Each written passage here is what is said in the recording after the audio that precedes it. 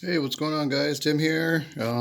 I said I would do a video after doing the initial knife work, and here it is. And as you can see, this really represents my frustrations with this style. Um,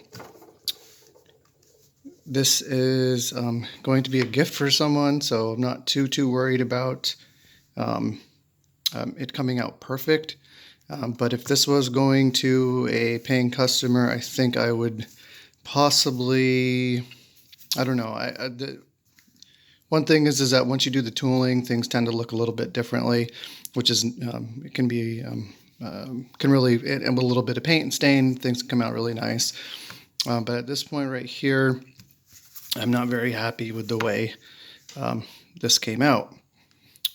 You can see there's a lot of places and that it's very choppy. But there's factors that play into this. So let me get into that. One being the material that you use.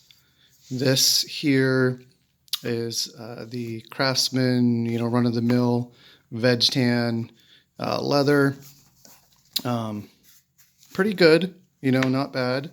It's definitely more than suffice if you're talking about sheaths and holsters and stuff. Things are going to be used a lot. But if you're talking about, wanting things to come out with that really clean, flowing look, you're definitely going to want to find yourself some Herman Oak or, something that's more high quality. You can just feel the difference when you're doing the carving. You can really feel it, and that takes some experience. Most of us who start off, you're not going to, unless you have the money. Most people don't have the money to be able to afford just to go and buy a bunch of hides and different qualities to kind of experiment with that right off the bat. You usually need a couple years to kind of figure out what works best for you. Another thing is the moisture consistency. Getting that right for the right thickness plays into it. Whether or not your knife is sharp and polished. There's a huge difference between having a sharp knife and a polished knife and having one that's optimal in terms of sharpness and um, it being polished. You can have something that's really sharp, but it still grabs the leather because it's not stropped enough. Or you could have something that's really polished up nice, but it's not sharp enough to pierce the leather in the correct way. I think my knife's pretty good at this moment, so I really think that the reason for the choppiness of this piece is because of the fibers of the actual leather. I have enough experience with different qualities of leather to know the difference. Um, but there's so many factors that play into, having quality work, and I kind of just wanted to say that because some people could get, a 8x11 piece from their craft store, and they use the pattern that comes with the piece, and the first couple times they're like, how in the hell, people get really frustrated and they want to stop. Don't stop, just keep going. Keep drawing, keep practicing. It's like anything, you got to put in the time and stuff.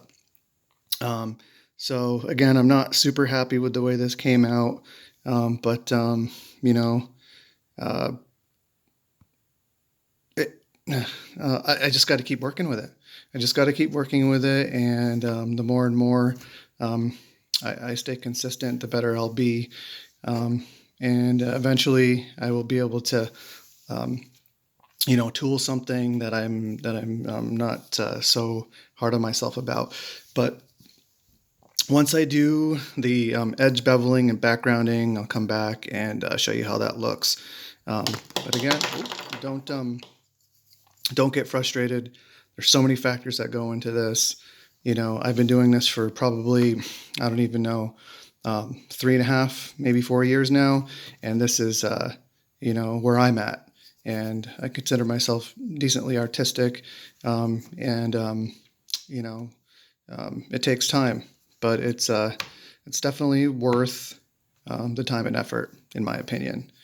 So there's the knife work, and I'll get back to you as soon as I do the edge beveling and backgrounding. All right. Thanks for watching. Embrace your creativity. Peace.